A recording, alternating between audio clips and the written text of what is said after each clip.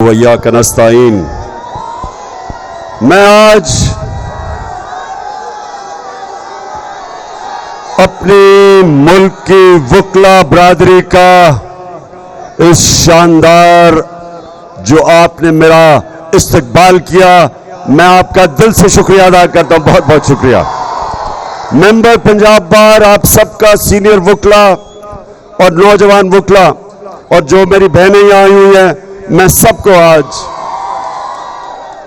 इस इस्तकबाल का फिर से मैं आपका शुक्रिया अदा करता हूं। अब मैं दो चीजें कहना चाहता हूं और मैं आपकी तवज्जो इसलिए चाहता हूं क्योंकि आपके ऊपर बड़ी जिम्मेदारी है। सबसे पहले जिधर पाकिस्तान ये जब से इंपोर्टेड हुकूमत आई है, जिधर ये पाकिस्तान को लेके जा रहे हैं, जिस दलदल में हमारा मुल्क जा रहा है, आज IMF और वर्ल्ड बैंक वो कह रहे हैं कि पाकिस्तान श्रीलंका टाइप सिचुएशन में जा रहा है कि एक तरफ माइशत सुकड़ती जा रही है, बेरोजगारी बढ़ती जा रही है और दूसरी तरफ महंगाई आसमानों पे जा रही है। 50 साल तारीख में सबसे ज्यादा आज पाकिस्तान के अंदर महंगाई है। तो इन हालात के अंदर मुल्क एक बड़ी जो कहते हैं सोशल अनरेस्ट की तरफ जा रहा है। तो इसलिए मैं आज आपके पास जो बात करना चाहता हूं, नंबर 1 कि जब भी अब पाकिस्तान हमें इंशाअल्लाह इस दलदल से निकालेंगे तो सबसे ज्यादा जरूरत है इस मुल्क को वकला लीगल कम्युनिटी, आप प्लीज सुन लें, रूल ऑफ लॉ की है। कानून की बालादस्ती की जरूरत है इस कौम को। जब तक इस मुल्क में इंसाफ का निजाम ठीक नहीं होता, माइशत नहीं ठीक होगी। मैं आपको बताऊं, सारी दुनिया मैंने देखी है। 20 साल ओवरसीज पाकिस्तानी क्रिकेट की वजह से रहा हूं। आधा साल बाहर क्रिकेट खेलता था, आधा साल पाकिस्तान में या दुनिया में। तो मैंने दुनिया देखी है। एक फर्क है, अमीर और गरीब मुल्कों के अंदर एक फर्क है। अमीर मुल्कों के अंदर रूल ऑफ लॉ है, इंसाफ है, और वो मुल्क जिधर गुर्बत है उधर जंगल का कानून है, उधर इंसाफ नहीं है। मुझे बताएं, कभी भी आपको मौका हो मगरबी ममालिक में जाने का, मैंने कभी नामालूम फोन कॉल से धमकियां किसी को नहीं देते देखा। मैंने कब्जा ग्रुप नहीं देखे। जमीनों के ऊपर किसी की जरूरत नहीं कब्जा करने की। मैंने आम आदमी को थानों के अंदर जिस तरह का जुल्म हुआ शहबाज गिल पे, किसी की जरूरत नहीं है करने की। किसी एक, ये नहीं कि वो कोई दहशतगर्द था या वो कोई माफिया का हिस्सा था या वो कोई हार्डन क्रिमिनल था। एक असिस्टेंट प्रोफेसर जो अमेरिकन यूनिवर्सिटी में पढ़ाता था, उसको उन्होंने नंगा करके 2 दिन तशद्दुद किया। ये किसी सिविलाइज मुल्क में नहीं होता जिधर रूल ऑफ लॉ होता है। जरूरत नहीं होती किसी की। ये जो हमारे मुल्क में जिस तरह मीडिया के ऊपर सख्तियां, टेलीविजन चैनल्स बंद कर दी, जो इमरान खान को दिखाती थी चैनल बंद कर दी। वो सहाफी जिनकी इज्जत है माशरे में, क्रेडिबिलिटी है, अशर शरीफ जैसा आदमी वो मुल्क छोड़ के बाहर चला गया, साबिर शाकिर बाहर चला गया। एयाज अमीर जैसे दानश्वर को इन्होंने जलील किया। इमरान रियाज, यानी वो लोग जो माशरा जिनको क्रेडिबल समझता है, उनको सिर्फ इसलिए उनके ऊपर ये हर किस्म का उनके ऊपर FIR काटी, उनको धमकियां दी गई, उनको घरों में घुस गए। हमारा सोशल मीडिया का Arsalan doctor, PhD doctor Arsalan Khalid, उसके वो घर में नहीं था, 20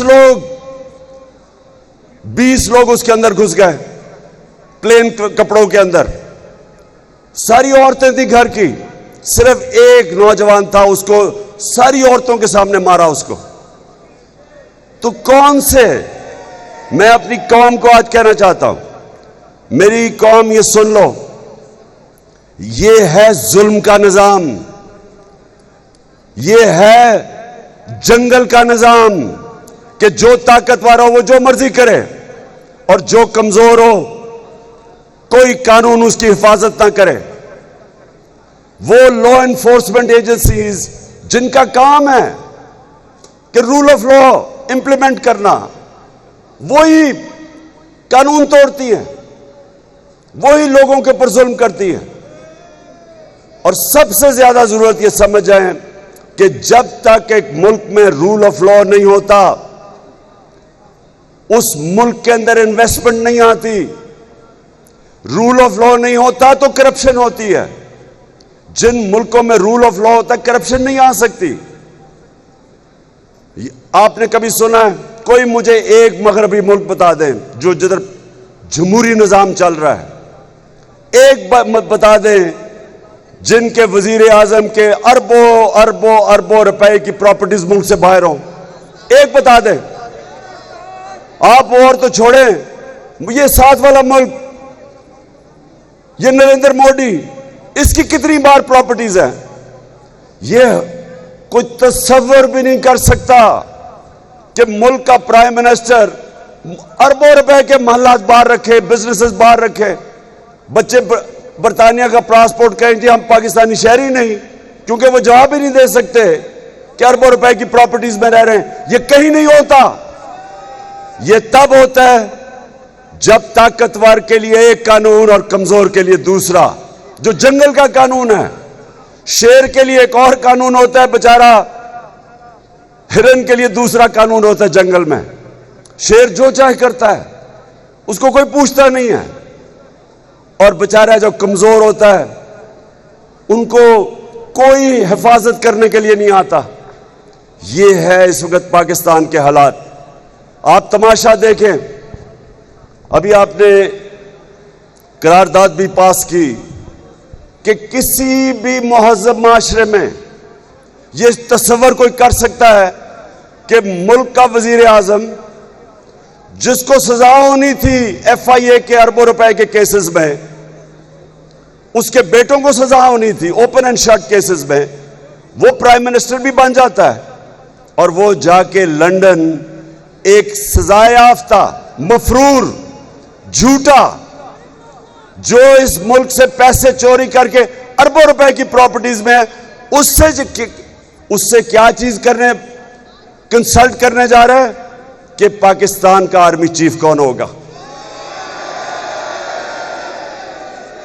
यानी जो मुल्क की नेशनल सिक्योरिटी के लिए सबसे बड़ा होता है, मुल्क की नेशनल सिक्योरिटी के लिए, वो एक डाकू, एक मफरूर, एक जो अरबों रुपए पैसे चोरी करके बाहर भागा और जो झूठ बोल के बाहर गया, और जो मौजूदा क्राइम मिनिस्टर है, इसने साइन किया था वो एफिडेविट अदालत में, यहां हाई कोर्ट में, कि जी वापस आ जाएगा इलाज करवा के।